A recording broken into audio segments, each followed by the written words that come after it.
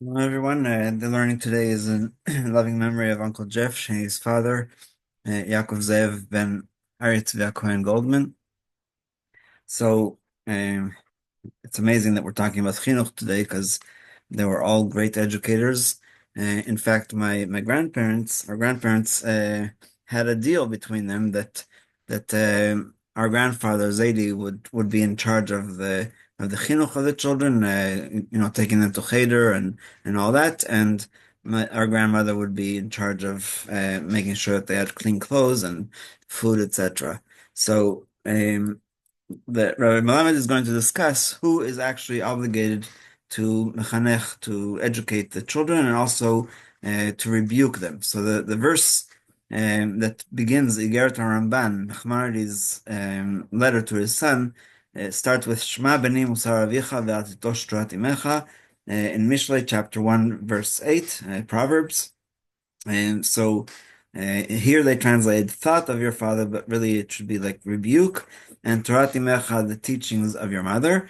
And so it's mentioned four times in the Gemara, all with very different and interesting explanations. But the one that is most relevant to us is the one that's in Psachim, and that's also how I remember it. That is basically the teaching is, my son, hear your father's rebuke and do not abandon your mother's teaching.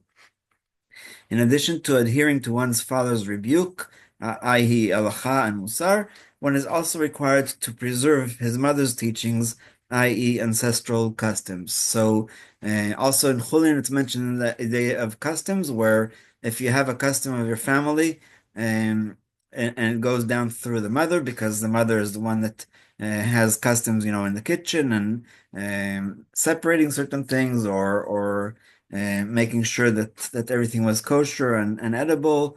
And so the father, according to this verse, is supposed to teach the child what the right halacha is, and give him rebuke if he doesn't. And the mother is the one that gives the customs, and hopefully the father's and mother's customs are the same, because it gets a little bit confusing in questions of halacha. So let's see exactly what it talks about in Shabbat. According to some, the obligation of chinuch devolves equally upon the father and mother. That's the Truma tradition, one of the Rishonim. However, most poskim maintain that only the father is obligated to train children to do mitzvot, that is, objecting when they transgress negative commandments and requiring them to perform the positive commandments. This is an extension of the obligation to teach them Torah, which also devolves upon the father, right? Because it says V'shinantam levanecha in the masculine, like we saw in the first class about chinuch. Despite this, it is clear that the mother has a general mitzvah to educate her children about Torah and mitzvot. The general commandment to love one's fellow and demand for truth obligate every mother to educate her children to cling to the Holy Torah and observe its commandment. What is incumbent upon the father alone is the responsibility to meticulously educate about Torah and mitzvot and the halachot, like we saw. And this is according to the Maharam, Haggadot, Maimoniot.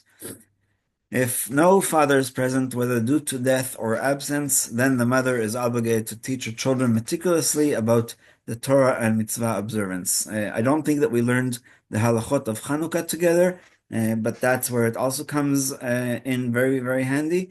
If the father is away on a trip, he can even rely on the fact that his wife is lighting the candles with the children at the house, because that's part of the obligations and the way of living of the mother. So maybe just one more point before we continue. You all remember from the beginning of Fiddler on the Roof, where Tevye says tradition, that everything is tradition. And so he says, what does the father do? What does the mother do? What does the big sister, the big brother?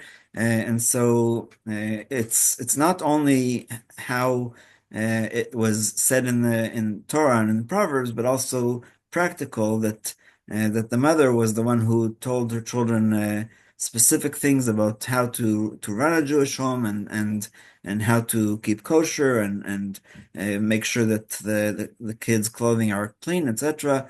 And so that's why it's really mutual, but maybe different responsibilities.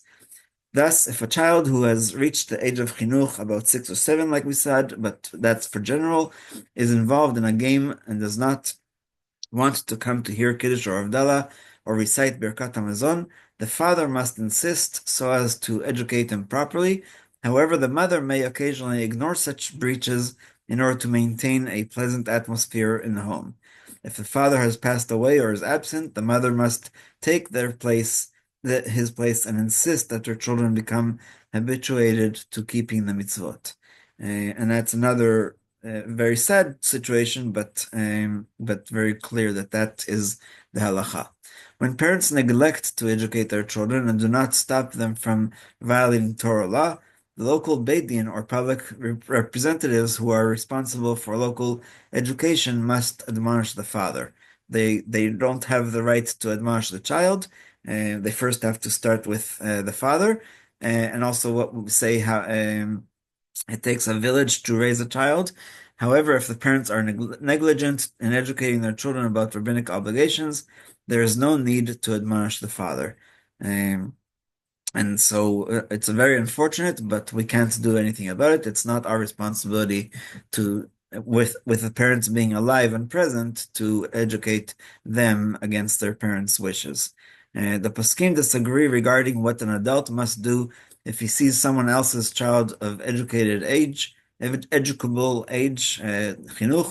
desecrate Shabbat or eat forbidden foods. Some maintain that the obligation to educate children is the sole responsibility of the father, and nobody else is obligated to prevent them from sinning, and that's the Maimonides and the Shulchan Aruch. Others maintain that all Jews are obligated to prevent children of educable age from transgressing, and so I think that everybody will agree that if somebody is already of Gil Mitzvot, 12 for a girl and 13 for a boy, then that's where the idea of arivut, of being responsible for somebody else's keeping of the mitzvot, but it's not our obligation to educate a child, even if they are already at Gil Chinuch.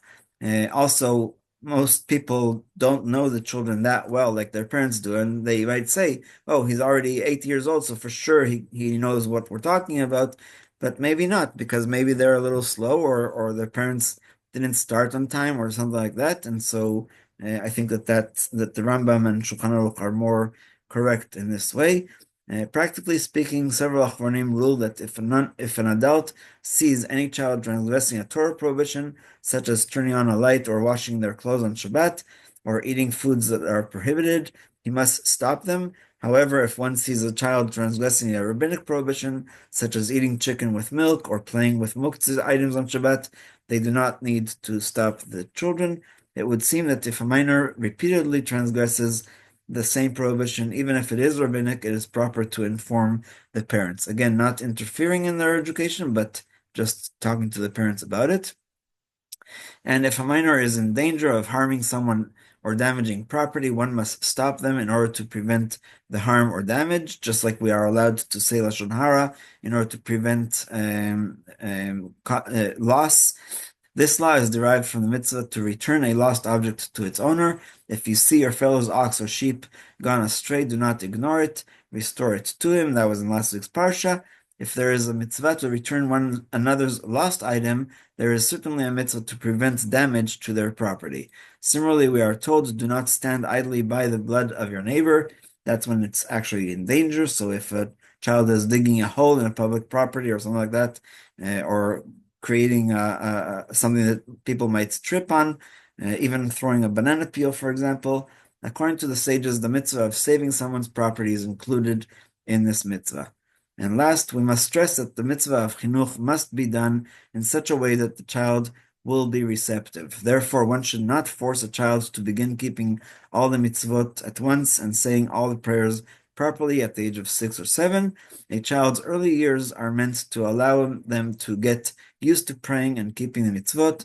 This way, by the time children reach halachic maturity at the age of bar bat mitzvah, they will be capable of keeping all mitzvot properly. So again, it's the sole responsibility of the parents, but the community, especially the rabbi of the community, can help with it and give some guidance.